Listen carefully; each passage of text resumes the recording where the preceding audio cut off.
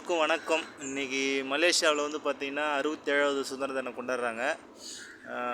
இந்த மலேசியாவுடைய தலைநகரான கோலாலம்பூரில் வந்து இதனுடைய கொண்டாட்டத்தை தடை செஞ்சுட்டாங்க. ஏன்னா கொஞ்சம் நாளைக்கு முன்னாடி ஆந்திராவை சேர்ந்த அந்த அம்மா விஜயலட்சுமி அம்மா வந்து பள்ளத்தில் விழுந்து இறந்துட்டாங்க. கண்டுபிடிக்க முடியல உடலை.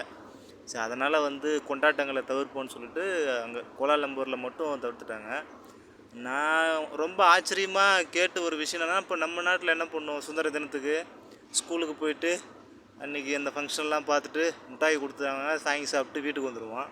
நேற்று ஒரு தம்பிக்கிட்ட அங்கே கேட்டேன், என்னப்பா நாளைக்கு ஸ்கூலில் ஃபங்க்ஷன்லாம் வைப்பாங்களா, ஸ்வீட் கொடுப்பாங்களா அப்படின்னா, அதெல்லாம் அங்கே பண்ண மாட்டாங்கண்ணே, அதெல்லாம் என்ன செய்யணும்னு கேட்குறாப்புல. என்னப்பா ஸ்கூலுக்கு போக மாட்டீங்களா? எங்கேயுமே போக மாட்டா, நல்லா சாப்பிட்டு வீட்டில் தூங்கிடுவான் அப்படின்னா. அப்போ எப்போ தான்ப்பா கொண்டாடுவீங்கன்னா, 2 நாள் 3 நாளுக்கு முன்னாடியே வந்து கொண்டாடுவான், ரொம்ப இதெல்லாம் பண்ணிக்க மாட்டோம் அப்படின்னாங்க. எனக்கு ரொம்ப அது ஆச்சரியமாக இருந்தது. நம்ம தான் வந்து இப்போ சுதந்திர தினத்துக்கு வந்து அவ்வளோ ஆர்ப்பாட்டம் செய்கிறோம், ஸ்கூலு காலேஜு அங்கே இங்கேன்னு. இங்கே வந்து அப்படி இல்லை.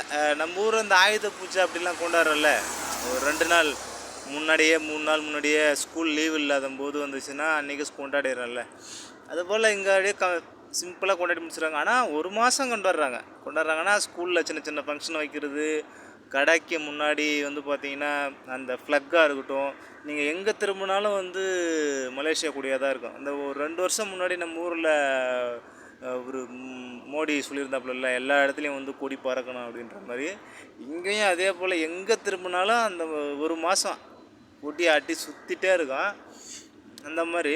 ஆனால் அன்றைக்கி ஸ்பெசிஃபிக்காக எதுவும் செலிப்ரேட் பண்ண மாட்டாங்க போல். அது எனக்கு ரொம்ப வியப்பாக இருந்தது. ஓ அப்படியா அப்படின்னு சொல்லிட்டு இதை உங்கள்கிட்ட ஷேர் பண்ணணும்னு தோணுச்சு. நன்றி.